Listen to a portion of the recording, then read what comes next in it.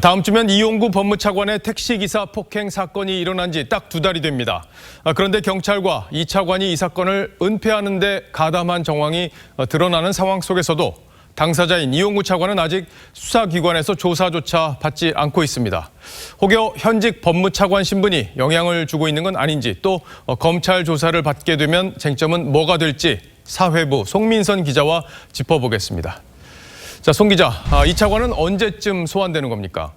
네, 빠르면 다음 주가 될 가능성이 있습니다. 검찰은 서초경찰서 형사과 사무실을 압수수색하면서 택시기사 폭행이 일어난 작년 11월 6일을 전후한 사건 기록과 관계자들 통화 내역, 그리고 휴대전화, PC 등을 확보한 상태입니다. 앞서 택시기사와 블랙박스를 복원한 업체 관계자에 대한 조사도 마친 만큼 경찰에서 압수한 물품에 대한 확인이 끝나는 대로 이뤄질 것으로 보입니다. 자, 다음 주에 수사를 받는다고 해도 사건 발생한 지가 벌써 2달이 지났잖아요. 이 차관이 이 블랙박스 영상을 지워달라고 했다는 택시기사의 증언, 이런 것들을 감안하면 증거 인멸의 우려도 있는 게 사실인데, 여권 실세 차관이라는 게 이 수사에 영향을 주고 있는 건 아닙니까?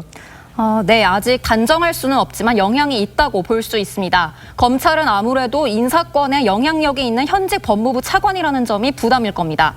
다만 검찰은 폭행 의혹과 함께 경찰이 서둘러 내사 종결한 부분까지 수사하고 있기 때문에 소환 전에 준비할 것들이 많아진 것도 사실입니다. 그런 사정도 있군요. 자, 그러면 검찰이 이 차관에게 확인해야 할 핵심 쟁점은 어떤 게 있습니까? 네, 이 차관에게 확인해야 할 핵심은 경찰의 미심쩍은 내사 종결 배경에 이 차관이 영향력을 행사했는지 여부입니다. 특히 폭력 영상을 못 본 걸로 하겠다고 한 담당 수사관이나 경찰 윗선에 이 차관이 직간접적으로 연락한지가 있는지가 반드시 짚고 넘어가야 할 부분입니다.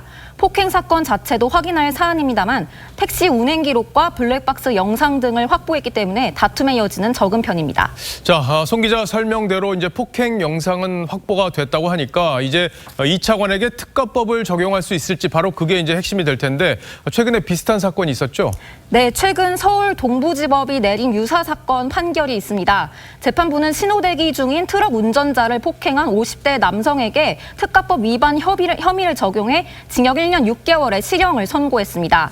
가해자는 피해 운전자가 차량 변속기를 주차 칸에 두고 있었다면서 단순 폭행을 주장했는데요. 하지만 재판부는 운전자가 일시 정차 시점부터 폭행 당시에도 계속 운행할 의사가 있었다고 봤습니다.